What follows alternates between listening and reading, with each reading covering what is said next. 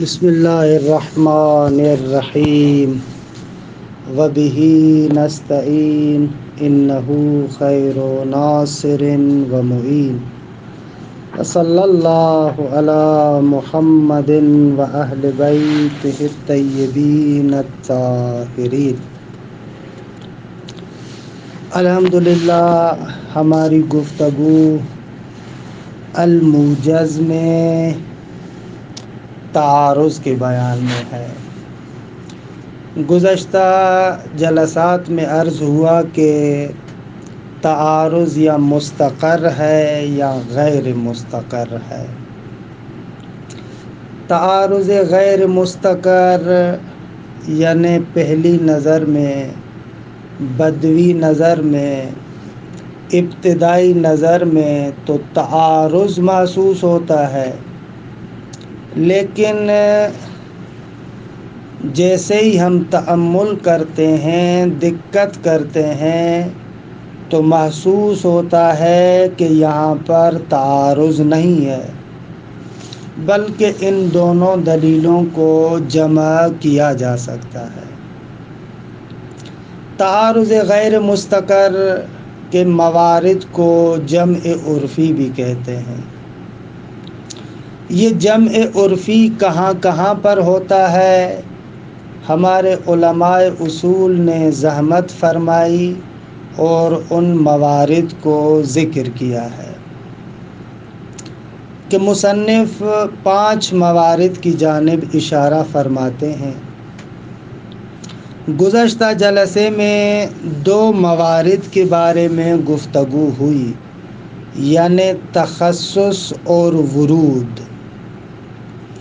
عرض ہوا کہ تخصص اور ورود دونوں مشترک ہیں اس بات میں کہ تخصص میں بھی اور ورود میں بھی 2 دلیلوں میں سے ایک دلیل دوسرے دلیل کے موضوع سے خارج ہوتا ہے۔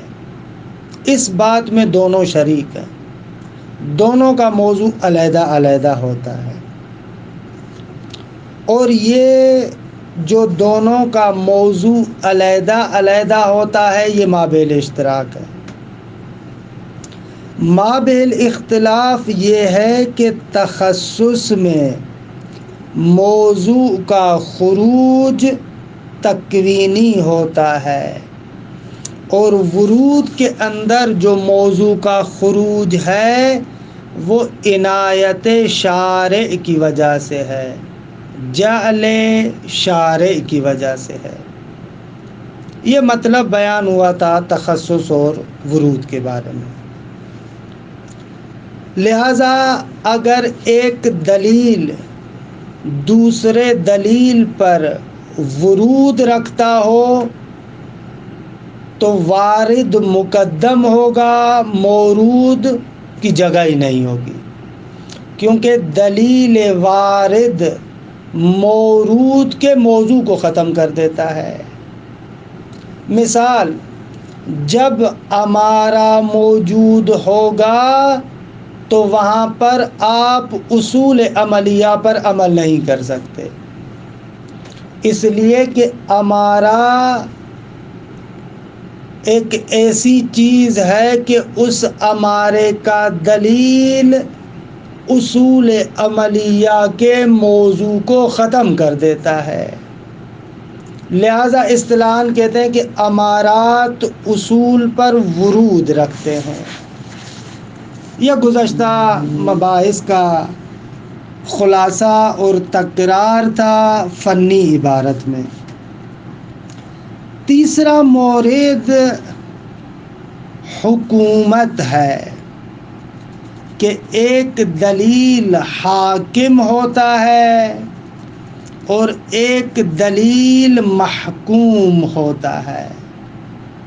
کبھی کبھار جن چیزوں کے اندر ابتدائی نظر میں تعارض محسوس ہوتا ہے، دقت اور تأمل کرنے کے بعد پتہ چلتا ہے کہ یہاں پر ایک دلیل حاکم ہے اور دوسرا دلیل محکوم ہے، تو دلیل حاکم کو دلیل محکوم پر مقدم کریں گے۔ اچھا، یہاں پر چند باتوں کا سمجھنا بہت ہی ضروری ہے۔ پہلا نقطہ یہ کہ حکومت کسے کہتے ہیں۔ دوسرا نقطہ یہ کہ حکومت کی کتنی صورتیں ہیں۔ تیسرا مطلب یہ کہ حکومت اور ورود میں کیا فرق ہے، حکومت اور تخصیص میں کیا فرق ہے۔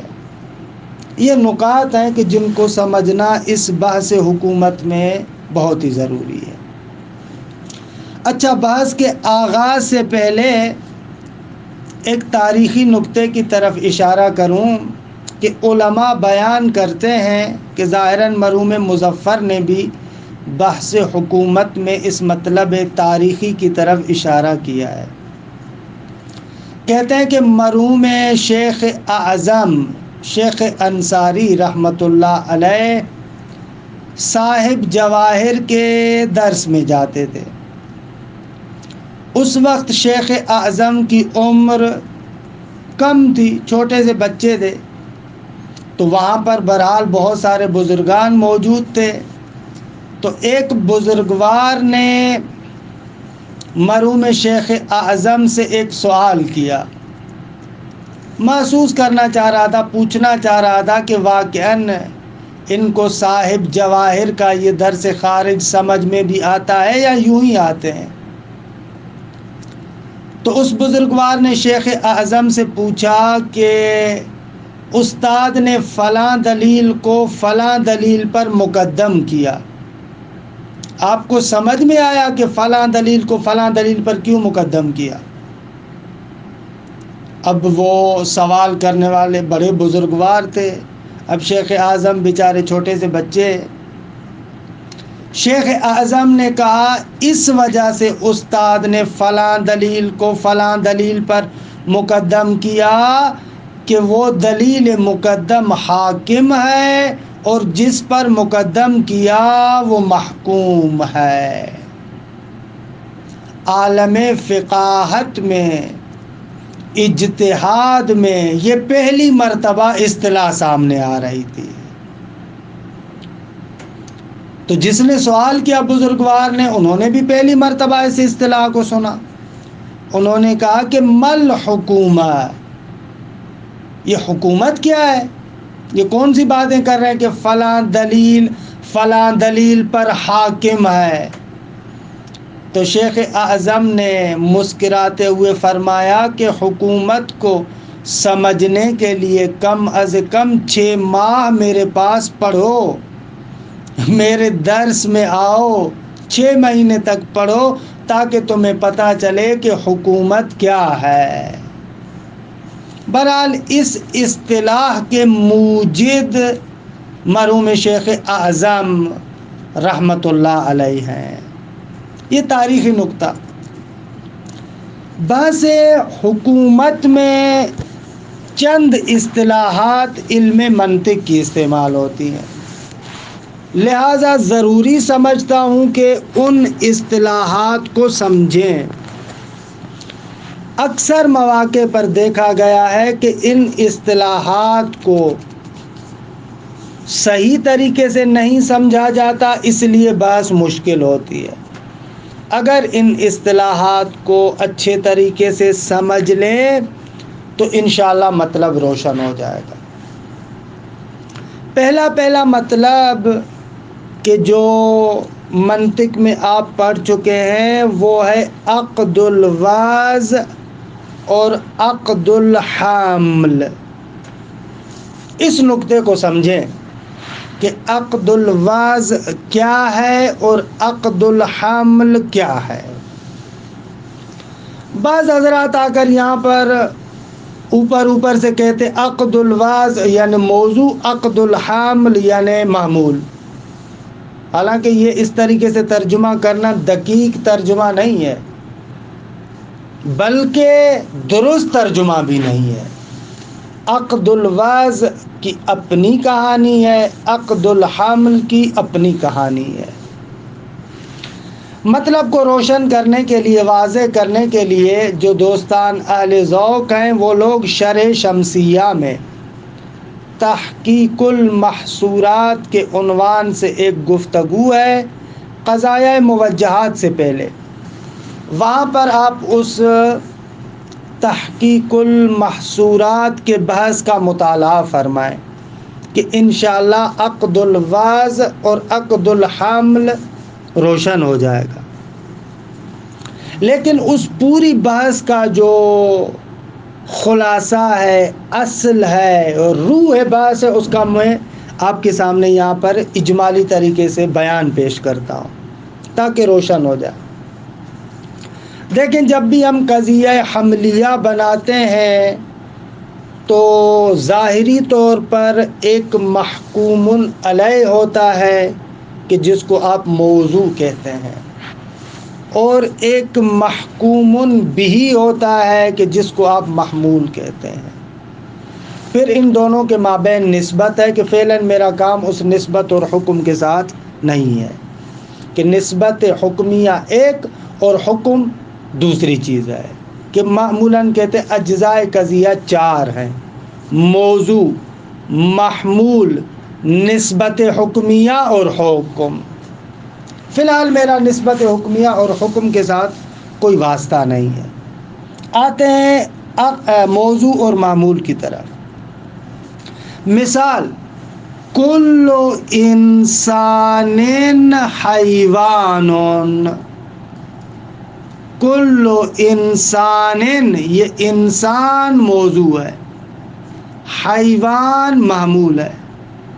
اچھا، یہ تو روشن ہے۔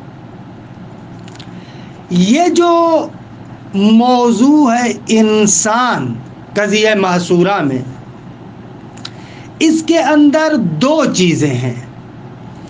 ایک ہے مفہوم انسان کہ جو حیوان ناطق ہے، اور دوسری چیز ہے جس پر یہ مفہوم انسان صادق آتا ہے، یعنی ذات موضوع۔ زید، عمر، بکر، خالد، یہ جتنے بھی ہیں، 2 چیزیں، ایک ہے مفہوم انسان اور ایک ہے ما یصدق علیہ المفہوم، جس پر یہ مفہوم صادق آتا ہے، یعنی زید، عمر، بکر، خالد۔ موضوع کے اندر بس 2 چیزیں ہوئیں، ایک مفہوم اور ایک اس کے مصادیق۔ اچھا، محمول کے اندر بھی یہ دونوں چیزیں ہیں، حیوان، ایک ہے مفہوم حیوان اور ایک ہے مصادیق حیوان، جس پر دونوں یعنی حیوان جن مصادیق پر صادق آتا ہے۔ مجموعاً ہمارے پاس کتنی چیزیں ہوئیں؟ 4۔ ایک مفہوم موضوع، 2 مصادیق موضوع، ایک مفہوم معمول، 2 مصادیق معمول، 2 اور 2 4۔ 4 چیزیں آ گئی ہمارے سامنے، بالکل آ گئی۔ اچھا، ہر قضیہ حملیہ میں موضوع اور محمول کے مابین اتحاد کی بات کی جاتی ہے۔ ایسے ہے نا، قضیہ حملیہ میں حمل ہوتا ہے، ثبوت شیء لشیء، ایک شے کو دوسری شے کے لیے ثابت کیا جاتا ہے، اور ہر حمل کے اندر ایک طریقے کی ہوویت ہوتی ہے، اتحاد ہوتا ہے۔ وہاں پر کہا جاتا ہے یہ وہ ہے، تبھی حمل بنتا ہے نا۔ بہرحال سوال یہ ہے کہ یہاں پر کون سی چیزوں کے اتحاد کی بات کرتے ہیں؟ آیا مفہوم موضوع اور مفہوم معمول کے اتحاد کی بات کرتے ہیں، یا مصادیق موضوع اور مصادیق معمول کے اتحاد کی بات کرتے ہیں؟ یا مفہوم موضوع مصادی کے معمول اور مصادی کے موضوع مفہوم معمول، 4 صورتیں بنتی ہیں۔ کن چیزوں کے اتحاد کی بات آپس میں کرتے ہیں آپ؟ جواب کہتے ہیں کہ مفہوم محمول کو مصادی کے موضوع کے لیے ثابت کیا جاتا ہے۔ یہ ہوتا ہے قضیہ حملیہ کے اندر۔ آپ کیا کرتے ہیں؟ مفہوم حیوانیت کو مصادی کے موضوع کے لیے، زید، عمر، بکر، خالد کے لیے ثابت کرتے ہیں۔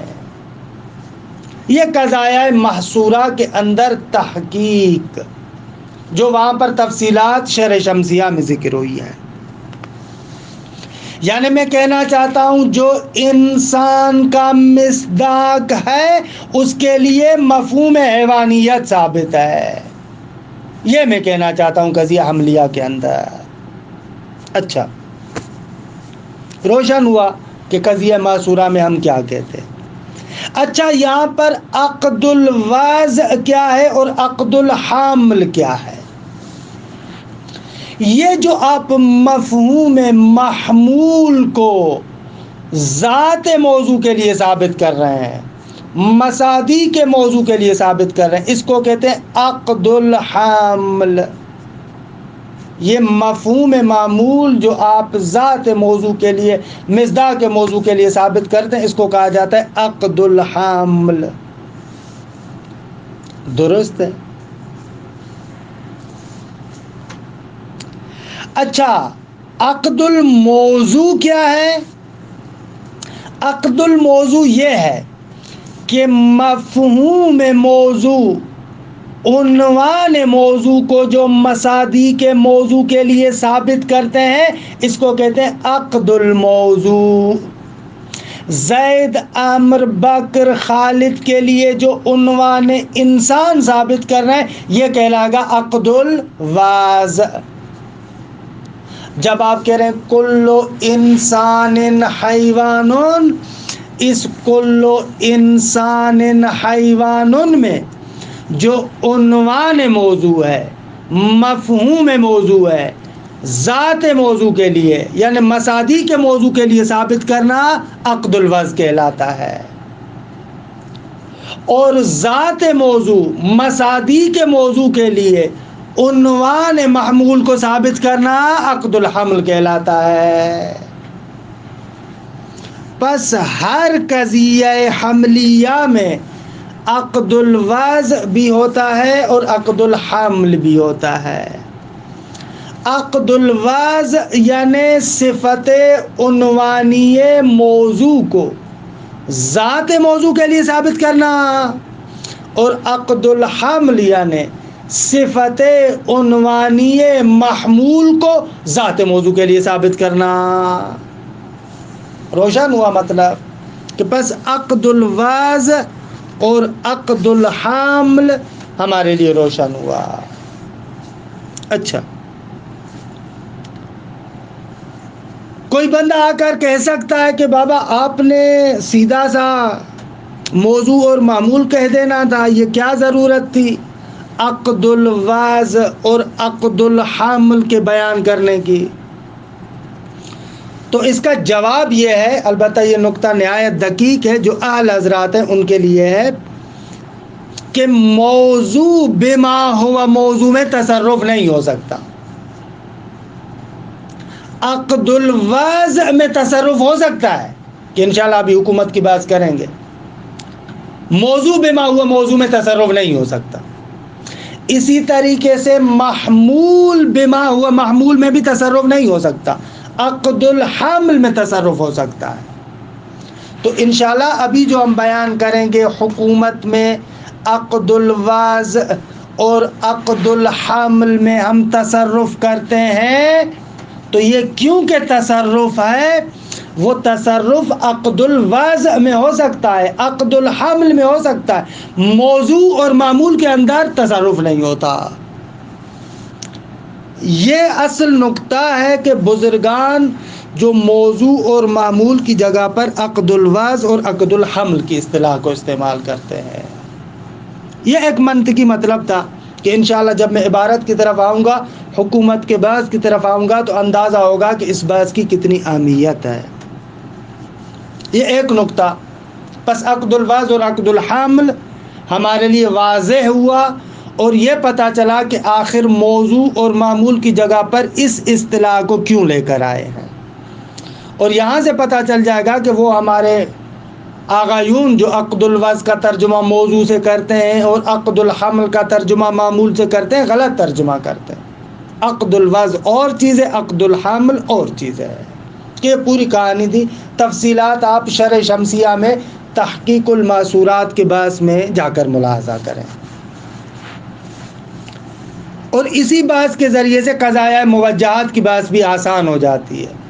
المنطق کے اندر جو قضایہ موجہات کی بحث میں بچہ پھنس جاتا ہے اور صحیح طریقے سے نہیں سمجھتا، اس کا ایک سبب یہ ہے کہ المنطق میں یہ نقص پایا جاتا ہے۔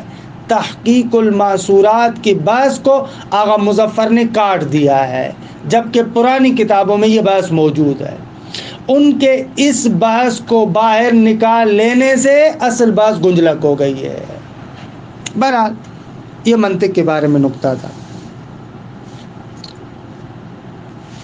آتے ہیں دوسرے مقدمے کی طرف کہ یہ بھی بہت زیادہ اہم مقدمہ ہے۔ وہ یہ ہے کہ آپ نے اسی اصول کے اندر مجاز کے اندر دو اصطلاحات کو پڑھا تھا، ایک مجاز مشہور اور ایک مجاز سکاکی۔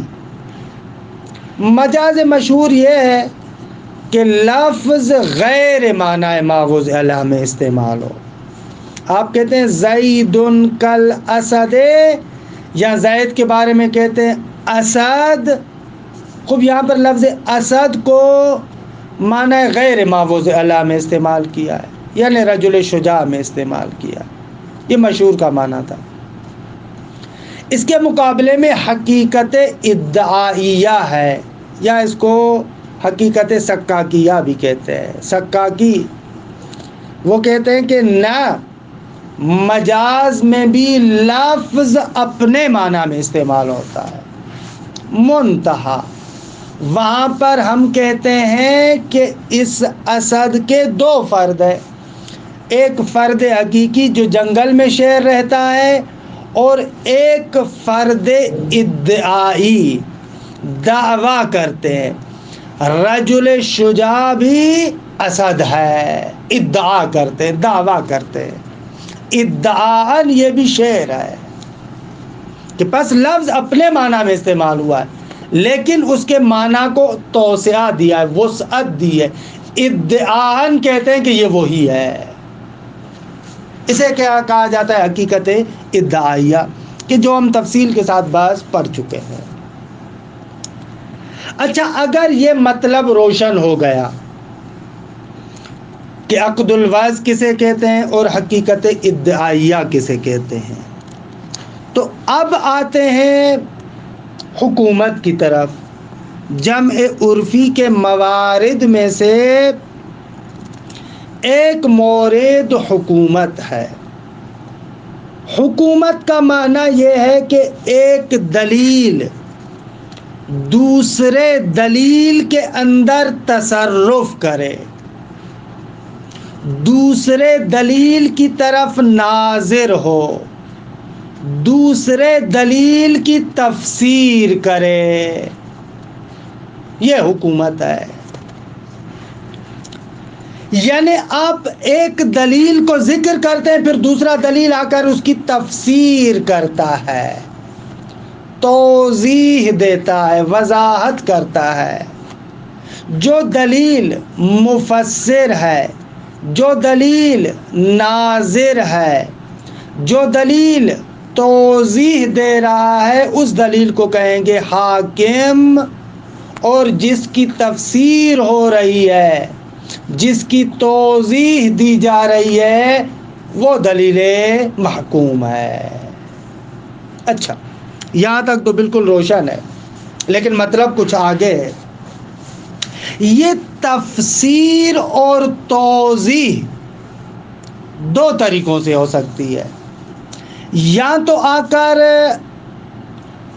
دوسرے دلیل یعنی محکوم اس دلیل کے عقد الواضع میں تصرف کیا جاتا ہے، یا دوسرے دلیل کے عقد الحامل میں تصرف کیا جاتا ہے۔ بس یہ تفسیر ہے، حاکم تفسیر بیان کرتا ہے، توضیح دیتا ہے، لیکن تفسیر اور توضیح اس طریقے سے ہے کہ دلیل حاکم دلیل محکوم کے یا عقد الواضع میں تصرف کرتا ہے یا عقد الحامل میں تصرف کرتا ہے۔ ہر ایک کے لیے مثال بھی دیتے ہیں اور توضیح بھی دیتے ہیں کہ کیسے تصرف کرتا ہے۔ دونوں میں سے ہر ایک صورت میں یا تصرف اس طریقے سے کرتا ہے کہ عقد الوضع میں توسعہ دیا جاتا ہے، وسعت دی جاتی ہے، یا عقد الوضع میں تضییق ہوتی ہے، اس کے دائرے کو تنگ کیا جاتا ہے، محدود کیا جاتا ہے۔ بس تصرف دو طریقے سے، یا توسعہ دیا جاتا ہے، اس میں وسعت دی جاتی ہے، یا اس کے دائرے کو تنگ کیا جاتا ہے، محدود کیا جاتا ہے۔ عقد الوضع میں بھی اسی طریقے سے، عقد الحمل میں بھی اسی طریقے سے، دونوں جگہوں پر ایسے ہے۔ اچھا میں مثال دوں تاکہ آہستہ آہستہ یہ حکومت کی بات روشن ہو۔ ایک مرتبہ مولا کہتا ہے اکرم العلماء، مولا نے کہا علماء کا اکرام کرو، روشن ہے، واضح ہے کہ علماء کا اکرام کرنا ہے۔ اچھا علماء یعنی کیا؟ یعنی جو عالم ہے، جو بندہ عالم ہے اس کو ہم عالم کہیں گے، وہ علماء کے دائرے میں آئے گا۔ ایک اور دلیل آتا ہے اور اس دلیل کے عقد الوضع میں توسعہ دیتا ہے۔ موضوع یہاں پر کیا ہے؟ علماء، ٹھیک ہے۔ اب اس علماء کے اندر جو وصف عنوانی ہے، یعنی عالم ہونا، عالمیت، یہ وصف عنوانی ہے۔ یہ وصف عنوانی جو اس ذات عالم کے لیے ثابت ہے، اس کو کہہ رہے تھے نا ہم عقد الوضع۔ عقد الوضع یعنی یہ عنوان عالم ہونا، عالمیت، یہ جو عنوان عالم ہونا ہے ذات عالم کے لیے جو ثابت ہے، اس کو ہم کہہ رہے ہیں عقد الوضع۔ اب ایک دلیل آ کر اس عقد الوضع کے اندر تصرف کرتا ہے، کہتا ہے آپ سمجھ رہے تھے کہ عنوان عالم یعنی جس کے پاس علم ہو، لیکن دلیل حاکم کہتا ہے المتقی من العلماء، متقی بندہ بھی عالم ہے۔ اچھا ہم نے تو سنا تھا عالم فقط اسے کہتے ہیں جس کے پاس علم ہو، لیکن دوسرا دلیل آ کر کہتا ہے کہ نہ، جو بندہ تقوی اور پرہیزگاری میں بھی اعلیٰ مرتبے پر ہے وہ بھی عالم ہے۔ اب یہاں پر دیکھا کہ وہ جو وصف عنوانی عالم ہونا ہے، اس کو ہم عقد الوضع کہہ رہے تھے۔ اس عقد الوضع میں تصرف کیا ہم نے۔ تصرف کیا کیسے؟ تصرف اس طریقے سے کیا کہ عالم کے مفہوم کو پھیلا دیا۔ آپ سمجھ رہے تھے کہ عالم فقط وہ ہے کہ جو اصول و فقہ جانتا ہے، آپ سمجھ رہے تھے عالم فقط وہ ہے جو ادبیات جانتا ہے، آپ سمجھ رہے تھے عالم فقط وہ ہے جو کلام جانتا ہے، لیکن یہ دلیل آ کر کہتی ہے کہ المتقی من العلماء، ناغا جو بندہ تقوی رکھتا ہے وہ بھی عالم ہے۔ پس عقد الوضع میں تصرف ہوا اور اس میں وسعت دے دی گئی۔ جو بندہ علم رکھتا ہے وہ بھی عالم میں شامل ہے، اور جو بندہ متقی ہے وہ بھی عالم میں شامل ہے۔ پس المتقی من العلماء یہ دلیل حاکم ہے کس پر؟ اکرم العلماء پر۔ بھائی کیوں حاکم ہے؟ اس لیے کہ المتقی من العلماء نے اکرم العلماء کے عقد الوضع میں تصرف کیا ہے۔ اچھا کیا تصرف کیا ہے؟ اس کی توضیح دی ہے، اس کو واضح کیا ہے، اس کو بیان کیا ہے کہ عالم سے مراد یہاں پر فقط وہ نہیں ہے جو اصطلاحات کو جانتا ہے، بلکہ عالم کے دائرے میں وہ بھی آ جاتا ہے کہ جو متقی بندہ ہے۔ اچھا یہ جو ہم کہہ رہے ہیں المتقی من العلماء، یعنی واقعاً حقیقتاً ایسے ہے؟ یعنی جو بندہ متقی ہے وہ عالم ہے؟ ہم کہتے ہیں یہاں پر وہ دوسرا مقدمہ حقیقت ادعائیہ والا لے کر آئے۔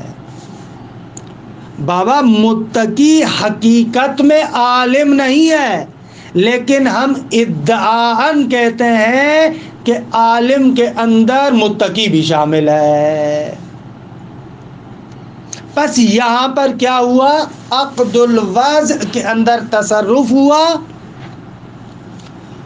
اور موضوع دلیل محکوم میں وسعت پیدا کی گئی۔ وسعت کیسے پیدا کی گئی؟ اس کے عقد الوضع کو ہم نے توسعہ دیا، اس میں وسعت پیدا کی کہ عالم کے دائرے کو بڑھا دیا۔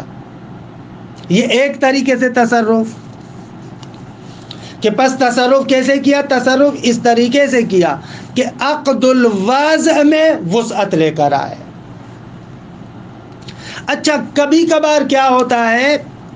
عقد الوضع کے اندر تصرف ہوتا ہے لیکن اس کے دائرے کو مضیق کر دیتے ہیں، تنگ کر دیا جاتا ہے، محدود کر دیا جاتا ہے۔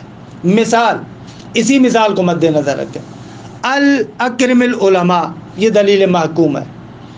دوسری دلیل آ کر کہتی ہے الفاسق لیس بعالم، فاسق عالم نہیں ہے۔ اچھا اس نے کیا کیا؟ یہاں پر اس دلیل نے بھی آ کر عالم کے اس اکرم العلماء کے عقد الوضع میں تصرف کیا، اس عالم کے دائرے کو محدود کیا، کیونکہ عالم یعنی جو بھی علم رکھتا ہے، چاہے عادل ہو چاہے فاسق ہو سکتا ہے کہ ایک عالم عادل ہو سکتا ہے ایک عالم جاہل ہو، فاسق ہو، عالم ہو لیکن فاسق ہو۔ لیکن یہ دلیل میں ہم پڑھتے ہیں، اس دلیل میں پڑھتے ہیں کہ الفاسق لیس بعالم، فاسق بھیا عالم نہیں ہے، بے شک اصطلاحات جانتا ہو لیکن ہم اس کو عالم نہیں کہتے۔ اب اس دلیل نے کیا کیا؟ پہلے دلیل حاکم کے موضوع کو مضیق کر دیا۔ روشن ہوا کہ پس حکومت میں ہم نے دیکھا کہ عقد الوضع میں کبھی کبھار توسعہ دیا جاتا ہے اور کبھی کبھار عقد الوضع کو مضیق کیا جاتا ہے، اور یہ کام بھی جو ہوتا ہے وسعت دی جاتی ہے یا اس کو مضیق کیا جاتا ہے، یہ بھی ادعاءً ہوتا ہے، حقیقتاً اور وجداناً نہیں ہوتا۔ حقیقتاً المتقی من العلماء کہنے سے متقی عالم تھوڑی بن جائے گا، یا الفاسق لیس بعالم کہنے سے فاسق سے علم ختم تھوڑی ہو جائے گا۔ حقیقت تو نہیں ہے لیکن ہم ادعا کر رہے ہیں کہ تقوی اتنی بڑی چیز ہے کہ گویا کہ یہی علم ہے، اور فسق اتنی بری چیز ہے کہ گویا کہ یہ اصلاً جہالت ہے۔ یہاں سے حکومت اور ورود کا فرق بھی سمجھ میں آ گیا کہ ورود میں حقیقتاً موضوع ختم ہوتا ہے، موضوع میں جو تصرف تھا وہ حقیقی تصرف تھا، لیکن حکومت کے اندر جو ہم تصرف کرتے ہیں وہ تکوینی اور حقیقی نہیں ہوتا، ادعائی ہوتا ہے، ادعا ہوتا ہے، حقیقتاً نہیں ہوتا۔ انشاءاللہ عقد الحمل کے اندر جو تصرف ہے اس کو کل پڑھیں گے۔ عبارت تھوڑی سی دیکھ لیں یہاں پر جتنا پڑھا ہے۔ الحکومت ان یکون احد الدلیلین ناظرا الی الدلیل الاخر، حکومت یہ ہے کہ دو دلیلوں میں سے ایک دلیل دوسرے دلیل کی طرف ناظر ہو۔ ناظر ہو یعنی کیا؟ ومفسرا لا، اس کی تفسیر کرے، اس کی توضیح دے. فیقدم علی الآخر، پھر وہ احد الدلیلین جو مفسر ہے اس کو مقدم کیا جائے دوسرے دلیل پر. بحکم ان لہ تلک الخصوصیہ، کیونکہ اس دلیل حاکم کے لیے یہ خصوصیت ہے کہ وہ توضیح دے رہا ہے، وہ تفسیر کر رہا ہے.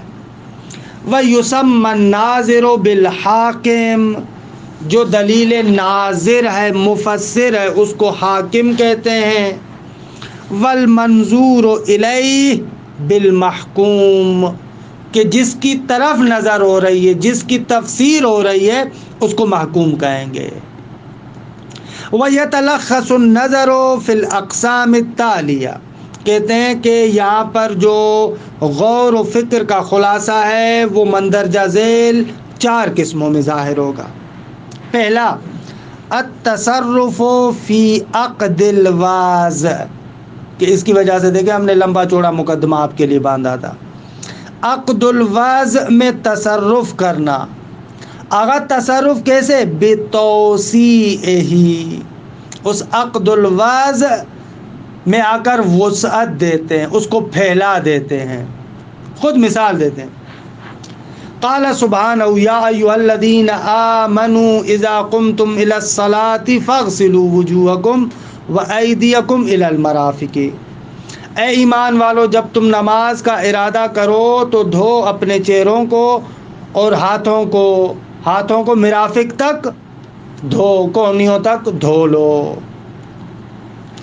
فالمتبادر من الصلاۃ، یہاں پر جو نماز کی بات کی گئی ہے، اس نماز سے کیا سمجھ میں آتا ہے؟ ہی الاعمال المعہودہ، یہی ارکان مخصوصہ جو تکبیرۃ الاحرام سے شروع ہوتے ہیں اور جا کر تسلیم پر ختم ہوتے ہیں. فَإِذَا ضُمَّ إِلَيْهِ قَوْلُهُ علیہ السلام، جب اس آیت کے ساتھ مولا کے اس قول کو آپ ملائیں، الطواف بالبیت صلاۃ، اگر بیت اللہ کا جو طواف کرتے ہیں یہ نماز ہے. یہاں پر دیکھیں صلاۃ کے جو عقد الوضع ہے، عنوان صلاۃ میں تصرف کیا اور اس عنوان کو پھیلا دیا، کیونکہ عنوان صلاۃ سے تبادر تو فقط یہ نماز ہو رہی تھی، لیکن یہ روایت کہتی الطواف بالبیت صلاۃ، جو بیت اللہ کا طواف کیا جاتا ہے یہ بھی نماز ہے. لہذا الطواف بالبیت صلاۃ حاکم ہو جائے گا. اچھا، اس حکومت کا کیا فائدہ؟ اس حکومت کا فائدہ یہ ہے کہ جو احکامات آپ عام طور پر نماز کے لیے قرار دے رہے تھے وہی احکامات اب طواف کے لیے بھی ہوں گے. کیوں؟ اس لیے کہ طواف بالبیت بھی نماز میں شامل ہو گیا. جب طواف بالبیت نماز میں شامل ہو گیا تو وہ صلاۃ والے احکام یہاں پر بھی آئیں گے. فَإِذَا ضُمَّ إِلَيْهِ قَوْلُهُ علیہ السلام الطواف بالبیت صلاۃ یکون حاکمًا علی الآیۃ، یہ فرمان آیت پر حاکم ہوگا. حاکم ہوگا کیسے؟ بتوسیع موضوعها، آیت کے موضوع کو توسیع دے رہا ہے، وسعت دے رہا ہے. کیسے وسعت آ رہی ہے؟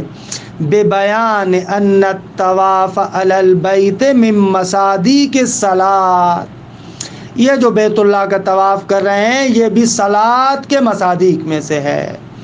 فیشترط فیہ ما یشترط فی الصلاۃ، پس جو شرائط طواف، جو شرائط نماز میں ہے وہی شرائط طواف بالبیت میں ہوں گے. یعنی نماز کے لیے طہارت ضروری ہے تو طواف بالبیت کے لیے بھی طہارت ضروری ہوگی. ایک مثال. دوسری مثال، وَمِثْلُهُ قَوْلُهُ صلی اللہ علیہ وآلہ وسلم، پیغمبر نے فرمایا لا صلاۃ الا بطہور، نماز طہور کے بغیر ممکن نہیں ہے. طہور یعنی پہلی نظر میں طہور یعنی وضو و غسل. الظاہرہ، یہ قول پیغمبر اکرم کا ظہور رکھتا ہے، فی شرطیت الطہارت المائیہ، نماز کے لیے طہارت مائیہ ضروری ہے، یعنی یا وضو ہو یا غسل ہو، اگر غسل ہے تو غسل بھی کرے، وضو بھی کرنا ہے، یہ اس میں ظہور رکھتا ہے۔ فَكَأَنَّهُ قَالَ لَا صَلَاةَ إِلَّا بِطَهُورٍ سے گویا کہ کہا الطہور شرط للصلاۃ، یہ طہارت مائیہ وضو اور غسل نماز کے لیے شرط ہے۔ اب ایک اور دلیل میں آ کر کہتا ہے التراب احد الطہورین، روایت میں آیا کہ مٹی بھی دو طہوروں میں سے ایک ہے، طہور یعنی جس کے ذریعے سے آپ کو طہارت ملتی ہے۔ اب طہور کا پہلا معنی جو ہمیں سمجھ میں آ رہا تھا وہی پانی تھا، لیکن اس دلیل نے التراب احد الطہورین، اس دلیل نے آ کر اس پہلی دلیل پر حکومت پیدا کی، حاکم ہوئی۔ حاکم ہوئی کیسے؟ اس کے موضوع کو توسعہ دیا، وسعت دی۔ آغا موضوع کو وسعت کیسے دی؟ کیونکہ پہلی دلیل فقط طہارت مائیہ کو شامل تھی، التراب احد الطہورین نے آ کر اس میں وسعت دی کہ مٹی بھی طہور میں شامل ہے۔ فقد وسع الموضوع، یہاں پر اس دوسری دلیل نے آ کر موضوع یعنی طہور کے اندر وسعت پیدا کی، الی الطہارت الترابیہ ایضاً، طہارت ترابیہ کی طرف بھی وسعت آ گئی۔ وہذا النوع من التصرف فی عقد الوضع لا یتم الا ادعاء، اگر یہ جو عقد الوضع میں تصرف کیا جا رہا ہے یہ درست نہیں ہوگا مگر ادعائی طریقے سے۔ حقیقت میں تو طواف بالبیت نماز نہیں ہے، حقیقت میں تو مٹی طہور نہیں ہے، لیکن بہرحال ادعاءً اس کا مصادیق قرار دیا جا رہا ہے، کادعاء ان الطواف او التیمم صلاۃ او طہور، جیسے ادعا کیا جائے کہ طواف اور تیمم، طواف مثلا نماز ہے، تیمم مثلا طہور ہے۔